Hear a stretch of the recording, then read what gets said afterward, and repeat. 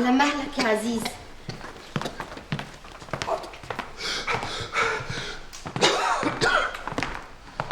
أخرتوا كده ليه يا ولاد؟ دكتور الجريجي اتأخر شوية. وقال إيه الدكتور؟ قال مفيش فايدة. ليه كده بس يا عزيز؟ بعد الشر عنك، سلامتك، ألف سلامة. إن شاء الله هتبقى كويس، بس قال الدكتور لازم يسمع الكلام. اوكي، هسمع كلام حبيبتي. بعد اذنك عثمان بيه. والغدا يا عزيز؟ لما اصحى انا محتاج استريح شويه. اتغدى انت يا جلار. أوصلك يا عزيز؟ لا يا حبيبتي.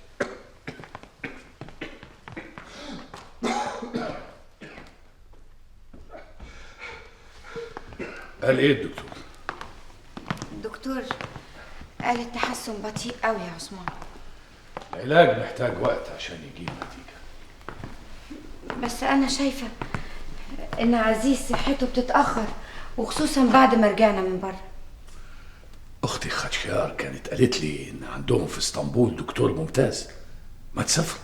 أنا بفكر في كده برضو يا عثمان، بس بقول ندي فرصة للدكتور الجريجي، يمكن علاجه يجيب نتيجة. حضروا الغدا. أمرك يا بيه. أنا عارفة عزيز وصل لكده ليه. يمكن لو كان بينا طفل كان بقى عنده أمل إنه يخف. هنتكلم في الحكاية دي تاني يا جلنار؟ أنا اتكلمت مع عزيز في الموضوع ده. اتكلمتوا في حكاية التبني برضو؟ أيوه، وهو شوية شوية هيحس كأنه ابنه. ازاي يا جلنار؟ ايش عرفك الطفل اللي هتتبنيه ده اصله ايه؟ ابوه مين؟ كان ايه؟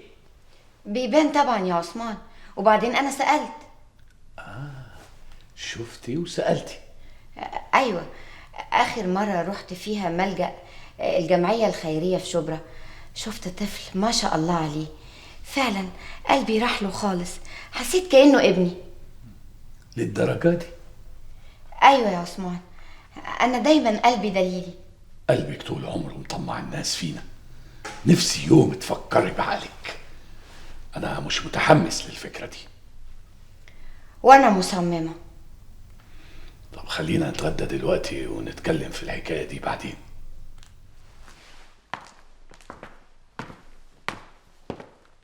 وكل حماتك تكسب مراتك يا قطة.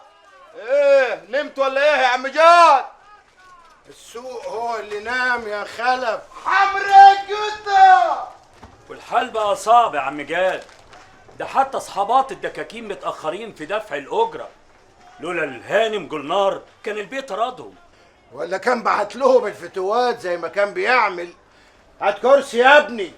الحمد لله، من يوم عبدون ما دخل السجن وهم همدانين وبيدوروا لهم على شغل تاني. إلهي ما يرجعهم. اتفضل يا معلم. هات يا ابني شاي لعم جاد. حاضر يا معلم. الا بالحق، انا شفت الواد عدر كان رايح ناحيه بيت عبدون النهارده.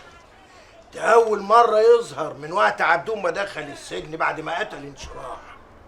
الله يكرمك يا عم جاد، سترت عساكر بنتها في بيتك لحد ما كبرت، وما سبتهاش الا لما جوزتها الجندي وطمنت عليها. وسترها راجل طيب زيك برضه يا عم جاد. ازيك يا عم جاد؟ ازيك يا كبير الحته؟ ايه مفيش حمد لله على السلامه ولا ايه يا دالي؟ ايه اللي حدفكم تاني علينا يا دعيضة؟ انتوا ما تعرفوش ولا ايه؟ مش المعلم عبدون خارج النهارده بالمشيئه؟ كفاره يا اخوي. الناس حلها مش ناقص. تقصد ايه يا عم جاد؟ يعني المعلم لا مؤاخذه يعني هيزود عليهم؟ انتوا مش بشرتونا؟ اتكلوا بقى على الله ولا تشربوا شاي. هنشرب شربات بالمشيئه، الكل هيشرب شربات حلاوه روح الكبير. يلا يا رجاله. هيتلموا تاني؟ يا ساتر يا رب، ما كان نصهم غار عند ضبش في توة رود الفرج. راجع تاني يا عبدون، راجع تاني والناس مش لاقيه اللضا. انت مش كنت قلت ان الهانم جلنار موجوده هنا؟ عثمان بيه مش هيقدر يرضيها بعد ما يرجع عبدون. بتفكروني بالغالية كل ما بتزورون. بطي الود ودنا ما انتبك ابدا. بس نعمل ايه للي عمله الراجل الطيب اللي اسمه كاد؟ اضطر انك تفضلي في حمايته. حكم، وما قلتش ليه ان الرعب راكبكم؟ ها لا يا اختي، وكلهم قالوا وفاكيك لما عساكر شهدت عليه وحبسته. خوفنا من رجالته. اذا كان ما حدش فيكم شهد خفتم من ايه؟ ها ما فيش الا عساكر هي اللي شهدت عليه. خلاص بقى يا نقطة، مبسوطة مع الجندي يا عساكر؟ مبسوطه. الهي يستره، ده راجل طيب بيعاملني زي بنته. الجندي طول عمره امير وجدع. ده انت راضي على الفن من المرحومه. بقول لك ايه، ما بتفكريش كده تغني وتلمنا كلنا مع بعضينا؟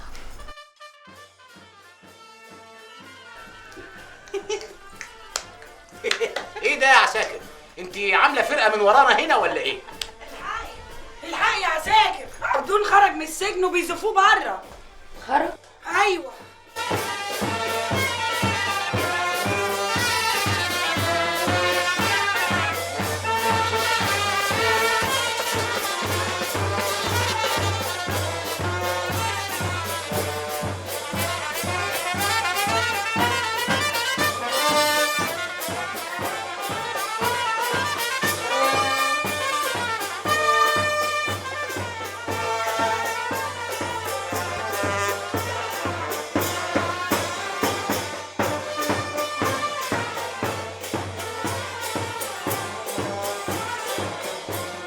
ما كانش ربنا ياخده هو في السجن. ده يمكن اتغير. اتغير ازاي؟ ده رجالته كانوا ياخدوا اوامر منه وهو جوه. طب وانت عرفتها ازاي دي بقى؟ عرفتها ازاي؟ كانوا بيسلطوا الافتوات ويزقوا علينا. اللي هاجموا الحته كم مره ووقفوا يتفرجوا. صح يا خلف، صح.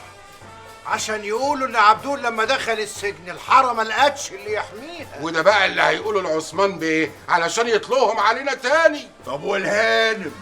اكيد خارج وناوي يرجع اللي فات كله، ومفيش شيء هيوقفه، لا هانم ولا عم غانم. انا مش نازله من هنا قدام تراجع. يعني ايه يا نقطه؟ يعني ممكن ننترب قبل ما نخرج من الحاره. انا مش خارج من هنا. وانا طرحه. يعني زيي. جرى ايه يا راجل انت وهو؟ خلاص بقيتوا زي النسوان. طب انا نازله معكم بقى ويوريني هيعمل ايه.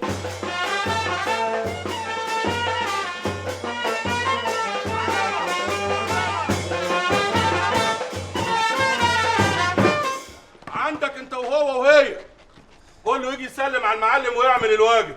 مش فاضيين يا اخويا، وراهم شغل، مش فاضيين للتحيات والسلامات. ودي تبقى مين الحلوه دي؟ دي اسم الله على قيمتك، بنت الاسطى انشراح الله يرحمها. الحلوه دي اللي شهدت عليك في المحكمه يا سيدي المعلمين، عساكر بنت انشراح. مالكش دعوه بيا ولا بامي ولا بالناس دي كمان، وسيبهم يعدوا بقى. عساكر، ما انتوش رايحين في اي حته، يلا هش على جوه. ايه هت دي؟ هو احنا عطافير ولا ايه؟ جرى ايه يا ابني؟ هي من اولها كده ولا ايه؟ طب قول الحمد لله على السلامه يا معلم، نورت حارتك اللي كانت مستنياك وبتضرب من غيرك. نتفاهم الاول يا معلم. قوي وعشان تصدق ان احنا هنتفاهم سيبهم يعدوا يا ضعيضه. دي بالذات ما تعديش يا معلم وانت فاهم. هو فاهم والكل فاهم، انا اللي شهدت عليه يا اخويا. صحيح، من خلف ما ماتش، الاسطى انشراح ماتت وفاتت لنا الاسطى عساكر. خلاص ما عادتش اسطى بعد ما بقت على ذمه الجندي كده. طب بينا على قهوه الجندي نروح نهنيه، والمشاريب كلها على حسابي. هنهني الجندي والاسطى عساكر.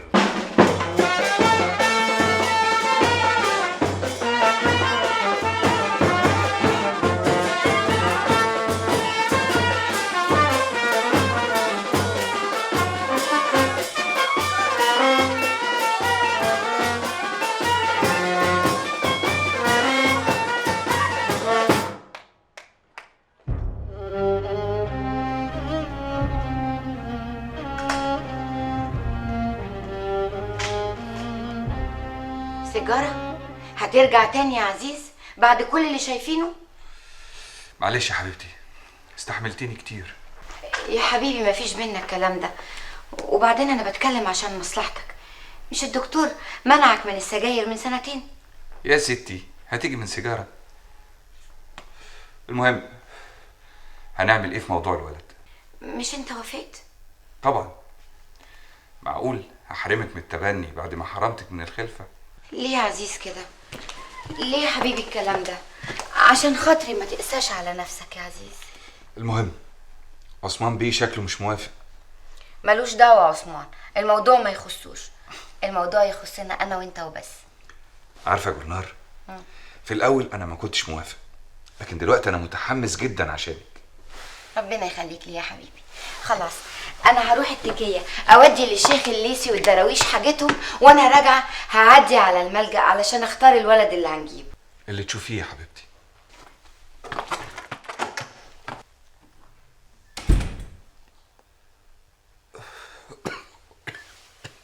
وفيها ايه يا يعقوب افندي لما يتأخروا في الإيجار شهر ولا 2؟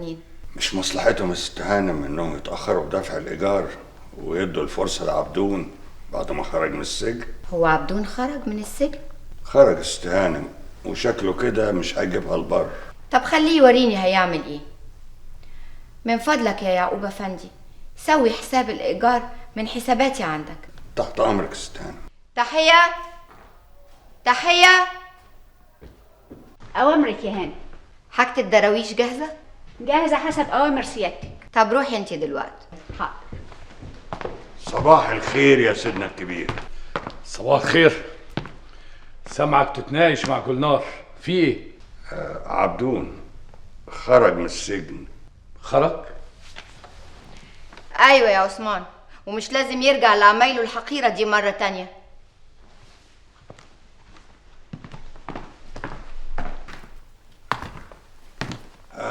وعرفت يا سيدنا الكبير النهارده الصبح ان الفتوات عملوا له ليلة كبيرة قوي. وبعدين؟ انت ناوي على ايه يا سيدنا الكبير؟ ناوي تسيبه يفلت تاني ولا ايه؟ حسب حاجتنا ليه يا يعقوب. جاد بيجي يطمن على سعد، لسه ما بقاش درويش. بس عايشين على حسك يا مولانا. يمكن تكون احسن مننا يا جاد. عبدون خرج من السجن يا مولانا وناوي على الشر، وهي جت الفرصة للرد. حالنا بقى أصعب من الأول، وبقول أهو للهانم قدامك. من غير ما تقول أنا موجودة. أخبارك إيه يا مولانا؟ بحمد ربي. وانت ايه اللي قلقك؟ إيه اللي قلقني؟ العين مراية القلب يا جولنار. أنا خايفة أتكلم لا تردني في طلب يا مولانا. معاذ الله وحاشا لله. معقول ازاي ارد قلب عامر بالخير؟ طيب استأذن انا، يمكن الهانم. بالعكس انا هتكلم قدامك.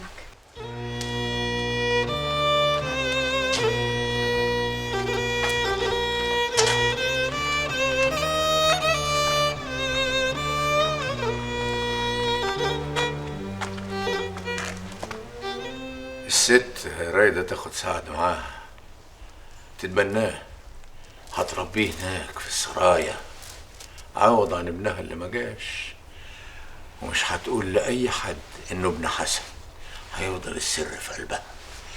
وهي قادرة توفر له الأمان.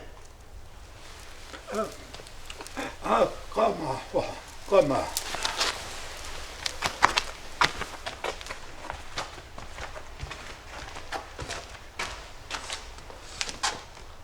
تعالى يا سعد، تعالى يا حبيبي. أنا عايزة أكون أمك. مش أنت بتحبني وبتقول عليا الست الطيبة؟ ولا هتخاف مني؟ يا ترى سعدون بيقول إيه لمولانا؟ ده سعد بقى حتة منه وهيصعب عليه فراقه.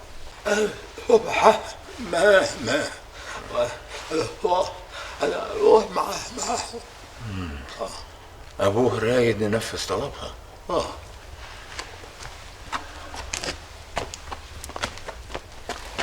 وربنا رايد بكده، لا بإيدي ولا بإيدك نمنع إرادته، ما نستحقش اننا نكون عباده.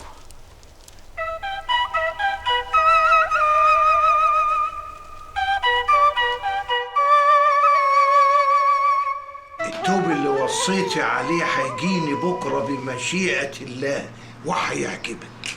طب كويس، بس ما تزوغش مني. برضو مش عايز تقولي مين خد سعد منك يومها؟ جرى ايه يا عساكر؟ هو احنا اللي هنعيد ونزيده؟ ده فات دلوقتي يجي 7 سنين وزمانه كبر.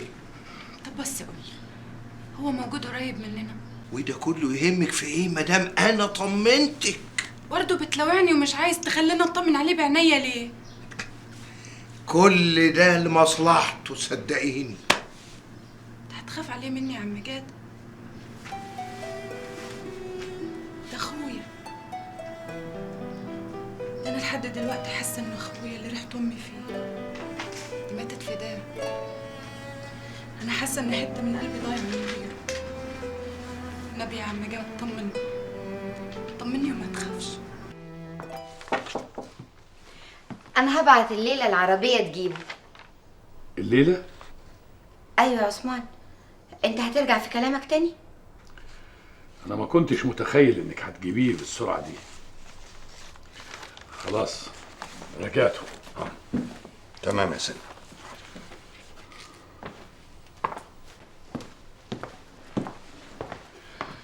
والولد ده هيقعد فين؟ هيقعد في الاوضه اللي جنبنا، ودادا تحيه هي اللي هتراعيه. هنشوف.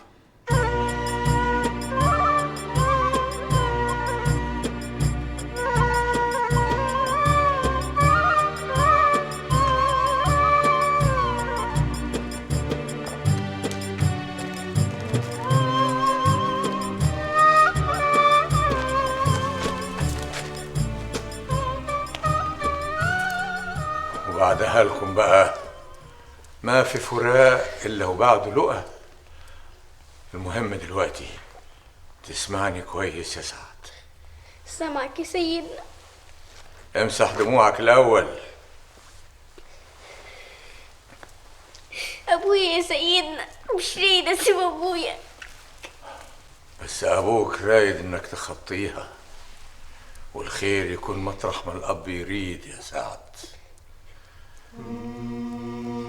اوعاك يا سعد تنسى كل اللي حبيته هنا. اوعاك حد ينتزع من جواك الحب والعطف. التقوى زادك، والصلاة والذكر زوادك. تنساهم تتوه. والعطف والحب نور القلب، مفتاحه بحب الناس. يلا يا ابني وما تنساش لما تروح القصر ما تقولش للراجل الكبير اللي هناك انك كنت في التكية. واكدب؟ لا، ما تكدبش. لو سألك في شيء ما تجاوبش. حاضر. يلا يا سعد، يلا يلا.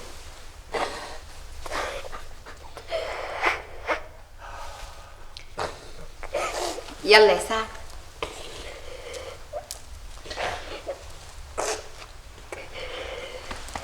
يلا حبيبي. السلام عليكم يا مولانا. عليكم السلام. سلام يا سعدون.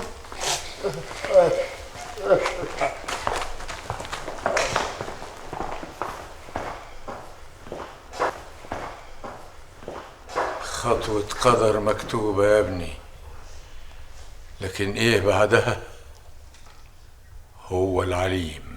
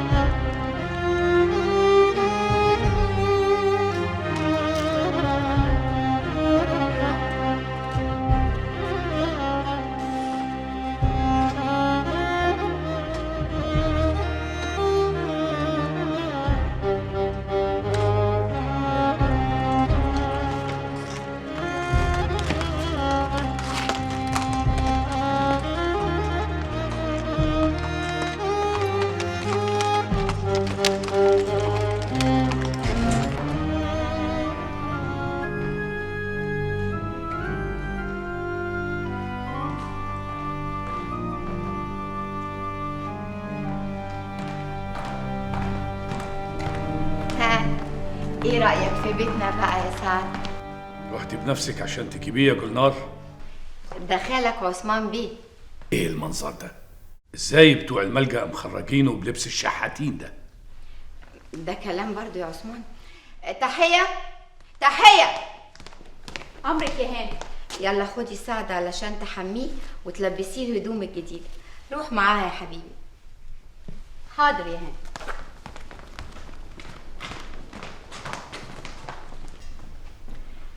ده كلام برضو يا عثمان تقوله للولد؟ مش هيجي من وراها الخير. افتكري كلامي يا جولنار.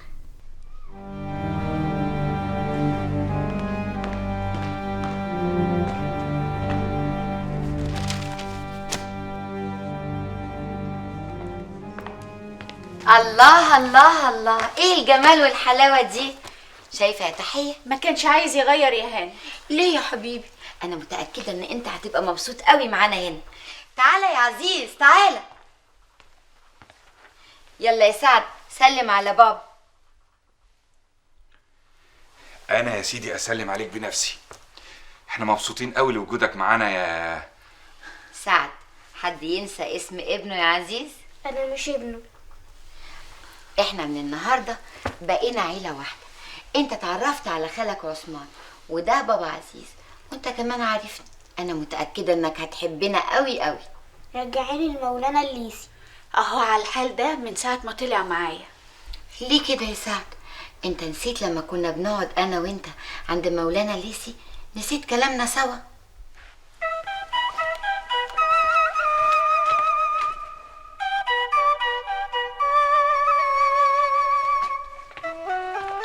انت ست طيبة.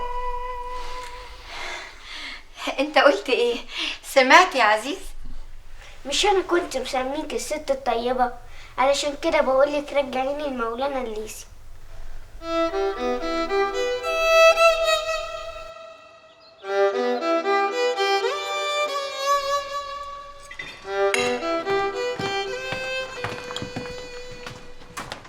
امال هانم فين؟ اكيد مع سعد. بتتحايل على سعد عشان ينزل يفطر.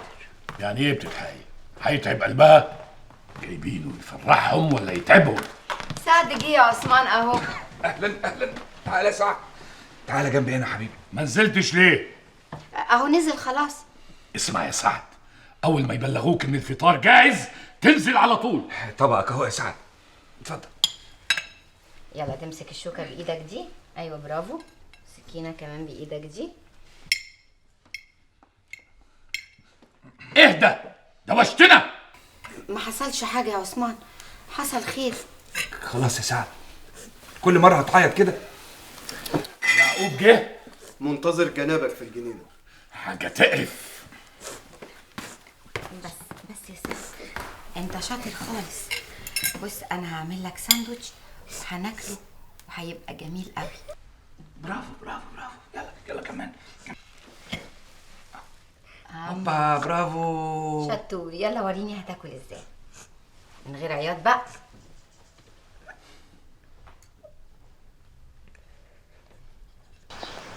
الولد ده غريب، كأنه جاي من عالم تاني. جايباه الهنا من الملجأ. وبعدين على طول مرعوب. هيطلع ايه لما يكبر؟ البركة بقى في تربية سيدنا الكبير. تربيتي؟ طبعا. لو اتربى زي ما سيدنا الكبير اتربى، لا مؤاخذة على ايدين الباشا الكبير. ده من صغره هيعرف يمسك الكرباج، هيعرف موقفه بالظبط من الصغير قبل الكبير. الهانم عايزاه يطلع زيها. ده ولد يا سيدنا الكبير، ولد لازم يتشكل على ايدين ساعتها. العب يا سعد. برافو. هوبا. هوبا. مالك يا سعد؟ ما بتلعبش ليه؟ وقت الصلاحين. متدين سعد قوي يا جولنار. الحمد لله يا عزيز. الحمد لله. دي حاجه كويسه. يلا يا سعد علشان نصلي مع بعض.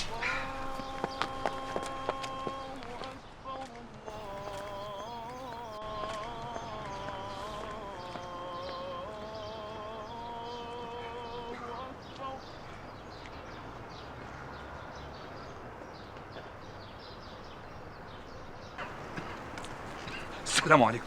وعليكم السلام. ايه يا عزيز، برضو العلاج الجديد مش جايب نتيجة؟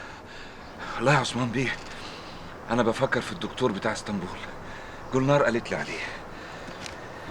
وماله؟ وبالمرة تطمنوا على اختي مراتك خشيار هانم. ليه سلامتها؟ الف سلامة يا فندم. لا مفيش حاجة، لكن اخر جواب وصلني منها كانت بتقول فيه انها تعبانة شوية، معدتها تعبها. سلامتها يا فندم، ان شاء الله تقوم بالسلامة. ايوه بس انا شايف ان جولنار مش فاضية عشان تسافر معايا. سعد شاغلها شوية. يعقوب سافر على الوسية قبل ما تعدي على دكانك وشوف الشغل ماشي ازاي. بالاذن يا فندم. سلامتك. سلام.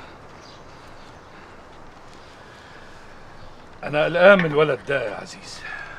ليه يا عثمان بيه؟ مش ده اللي ممكن يكون ابننا؟ ضعيف قوي وهش. بكره يتعلم. ما تنساش انه جاي من حياه كلها بؤس وفقر. الفقر بيولد الضعف. مش دايما، لكن اكيد ما بيولدش الهيبه. يا عثمان بيه الولد لسه صغير على الكلام ده. الطبع غالب يا عزيز، هنشوف.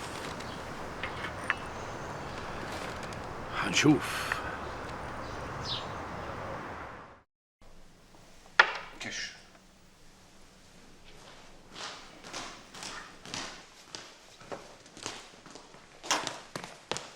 غلط. مش انت اللي تروح للداده، هي اللي تجيب لك الميه لحد عندك. صح اللي بيقوله خالك عثمان بيه صح يا سعد. ليه؟ هو بيقول ليه؟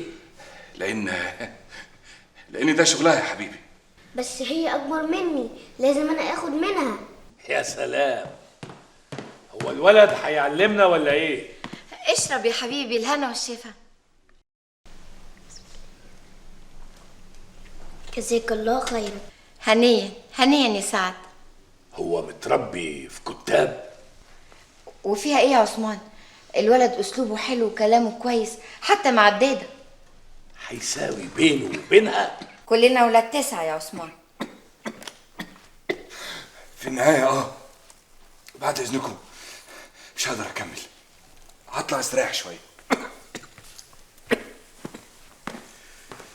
اسمعي يا جولنار، لو هتربي الولد بالطريقه دي وعاده عندي هنا.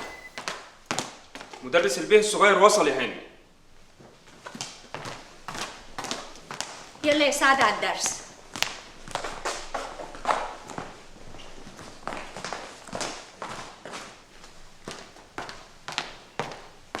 أسعد الله تماسي يا فندم. اهلا يا احسان افندي. سعد سبقك على الدرس، اتفضل. بالإذن يا فندم. عزيز قال لي انه هيكشف عند الدكتور في اسطنبول. الظاهر يا عثمان اننا مضطرين لكده، بس هنأجل الموضوع ده شوية لما اطمن على سعد.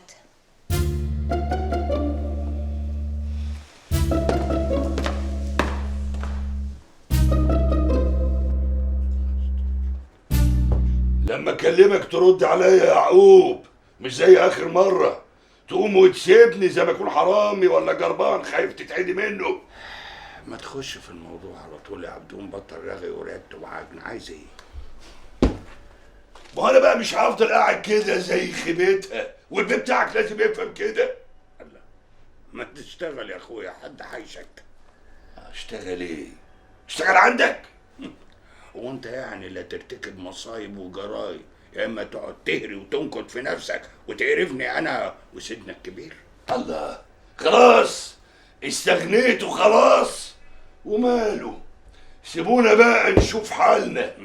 يا عبدون، ما انت عارف كويس قوي ان الست الهانم الكبيره هي اللي حيشانه عن الحرافيش، وان انا كنت ناوي افضي الحرم من نصهم على الاقل وافضي التكيه، لولا ان الست هانم هي اللي بوظت المشروع كله.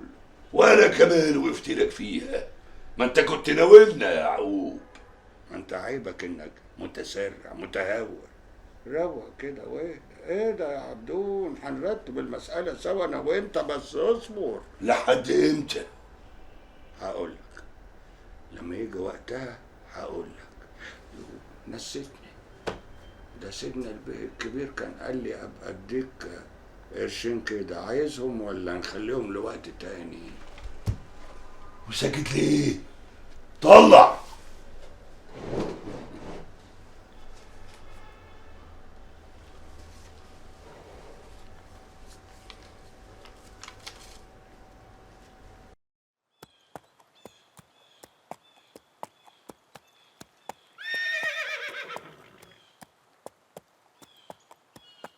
عثمان، صعب قوي ان الولد يركب حصان دلوقتي. لازم يتعلم، امال عايزاه يطلع زي الفقهاء؟ احنا جايين الوسية هنا ليه اصلا؟ امسك اللجام جامد. خلي بالك كويس يا سعد. يلا يا ستيفان، حرك بيه الحصان. لا لا لا لا يا عثمان، الحصان ده باين عليه عنيد قوي. وده المطلوب، انا اخترته له مخصوص. ليه كده يا عثمان؟ ليه تعمل في الولد كده؟ استر يا رب.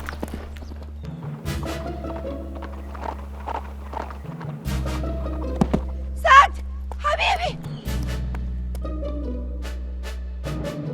على مهلك يا حبيبي، بالراحة خالص. يلا عشان تستريح. تحية. أمرك يا هانم. بسرعة روحي اعملي ليمون لسعد. حاضر يا هانم. ايوه، برافو عليك. سعد، انا مش عايزاك تزعل من خالك عثمان. انا زعلان علشان حاجة تانية يا ماما. حاجة تانية؟ حاجة ايه؟ ان خالي ضرب الحصان بعدها. الحصان ذنبه ايه يا ماما؟ خالك ضرب الحصان علشان زعل قوي علشانك. زعل من الحصان. الحيوان فيه روح ومحدش لازم يأذيه، بس انا كده اذيته يا ماما. يا حبيب قلبي ماما، يا حبيبي يا حبيبي. انا مش هتغدى يا رجب. اتغدى انت يا عزيز. لا لا لا، روح انت يا عم رجب. عثمان بيه، الموقف بسيط ما يضايقكش. الحمد لله الدكتور طمنا. اكتر حاجه ضايقتني في اللي حصل ان جولنار زعلانه مني. تصور يا عزيز. معقوله تزعل من حضرتك برضو؟ ايوه، ما بتقولش. المشكله انها مش عارفه مصلحه الولد ده فين. مصلحته انه يجمد قلبه شويه بدل ما هو زي البنات كده. اهو ولد، لكن ليه طبايع البنات، كأن ربنا رزقنا الاتنين. لا يا عزيز، الولد ده لازم ينشأ قوي. لازم يتعلم ازاي يمسك لجام الحصان كويس. دي البداية. بعد كده هيتعلم ازاي يمسك لجام البشر. خدم، عمال، موظفين، الحرافيش اللي في الحارة مادام هيبقى هنا. اتعلم بس بالتدريج. الكحة دي زادت. لا لا، جولنار من خوفها عليه هتخليه زي ما هو ضعيف. جولنار هتخسره، مش هتسيبه يتعلم ازاي يبقى بيه سيد. هو لسه نايم؟ نايم صاحي. اقوم اشوفه بنفسي. ارجوك بلاش يا عثمان. بلاش يعني ايه؟ خايفة عليه مني؟ هي تقصد ما تخلينيش اندم اني وافقتك تجيبيه. عارفك كده يا عزيز. شايف عثمان بيتصرف مع الولد ازاي؟ عايز يشوهه، عايز يخليه مسخ، عايز يخليه صورة منه زيه. خايف اقولك انك ما فكرتيش كويس لما جبت الولد هنا مع اخوك.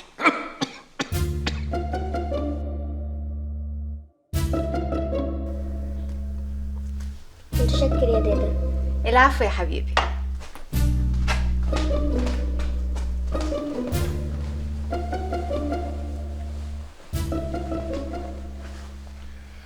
تشكر عليه. ليه؟ هي مخلوقة عشان كده، تخدمك وتقول لك أمرك يا سيدي، زي الجنايني والسايس وكل العبيد اللي هنا. اوعى يا سعد، اوعى اسمعك بتشكر حد من دول، اوعى. لكن يا خالي. مفيش لكن. عشان تطلع حفيد من عيلة خليل باشا وعشان تتحسب من الأعيان لازم تتعلم ده. اتعلم ايه بالظبط؟ ان العبد عبد وان السيد سيد. اللي اعرفه يا خالي ان كل الناس زي بعض قدام ربنا سبحانه وتعالى. ده في الآخرة، أما في الدنيا لا، في ناس وفي أسياد الناس. بس اللي اتعلمته يا خالي. سيبك من اللي اتعلمته واتعلم مني. سعد، أنا لما كنت صغير كنت زيك كده، لحد ما ابتدى والدي يعلمني، وكان أول درس مع لص كلب منهم.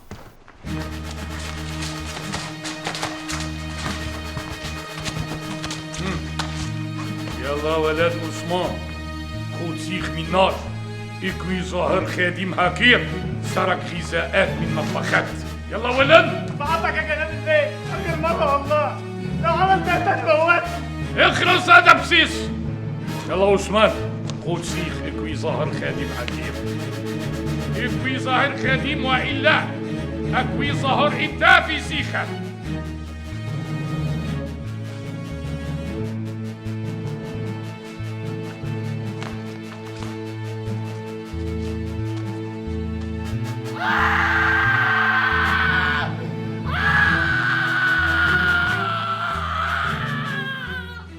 كويت ظهره بالسيخ.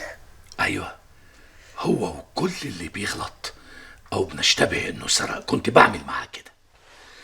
بعدها بقى قلبي قوي شديد، وانت برضه لازم تبقى كده، غير كده هتبقى لعبة في ايد الاوباش، هيستغفلوك ويسرقوك، حتى يمكن يقتلوك زي ما حاولوا مع جدك خليل باشا، وزي ما بيتمنوا ليك وليا. معقولة يا خالي؟ مش بس معقولة، أكيد يا سعد، أكيد.